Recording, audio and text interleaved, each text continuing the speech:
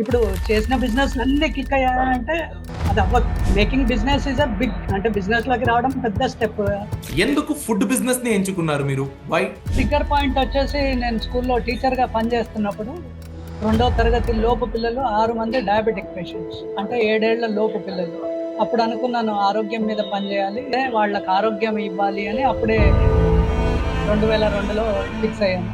ఈ బిజినెస్ ఎంత profitable sir? Even if you cell on wholesale basis, retail కాకుండా wholesale గా అమ్మినా ఒక 20,000 దాకా అన్ని ఖర్చులు పోను కమ్మాలి. ఒక మిల్ అనుకుంటే సార్ ఇప్పుడు అంటే సెటప్, సో దానికి ఎంతవరకు ఇన్వెస్ట్మెంట్ పెట్టాలి? ఆ స్ప్లిటప్ ఒకసారి చెప్పొచ్చా? కట్టెతో అయితే ఓవరాల్ గా మీకు 3 lakhs దాకా అవుతుంది. అదే రాతి వెళ్తే 5 lakhs దాకా అవుతుంది. సార్ మీరు స్టార్ట్ చేసిన ఎన్ని సంవత్సరంలో ప్రాఫిట్ ని చూశారు? 1 year లో మీకు బ్రేక్ ఈవెన్ వచ్చేస్తుంది. ఇంత బ్యూటిఫుల్ బిజినెస్ ఇంకేది లేదు. అంటే బ్రేక్ ఈవెన్ 1 year లో వచ్చే బిజినెస్ ఏది లేదు. Local problem, local solution. ఎట్లాగో పండిస్తున్నాం కదా, తింటే కూడా మంచిది కదా అని మిల్లెట్ హోటల్ స్టార్ట్ చేసాం అప్పుడు 16 లో.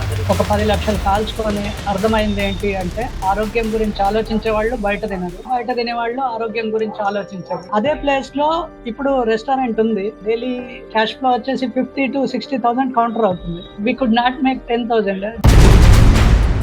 पार्टनरशिप వెళ్తుంటే एग्जिट प्लान ముందు రాసుకోండి. విజిబిలిటీ जो दिखता है वो दिखता है, अब जो कर रहे हैं वो दिखे जैसा रखो. మీరు చేస్తున్నది కనపడేటట్టు పెట్టండి.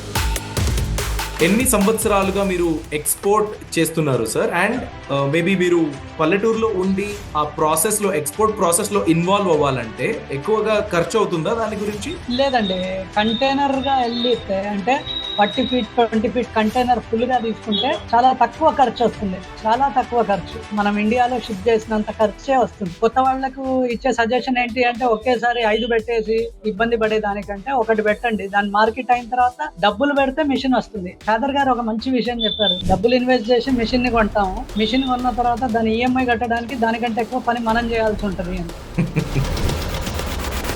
ఓన్ ఫండింగ్, గవర్నమెంట్ లోన్స్ లేకపోతే లోన్, ఏది బెటర్? ఏది స్కేలబిలిటీకి మంచిది? ఎట్లాగో మీరు మంచి పని చేస్తున్నారు, స్కోప్ ఉంది, సబ్సిడీ ఉంది, మీతో డబ్బులున్నా లోన్కి వెళ్ళండి.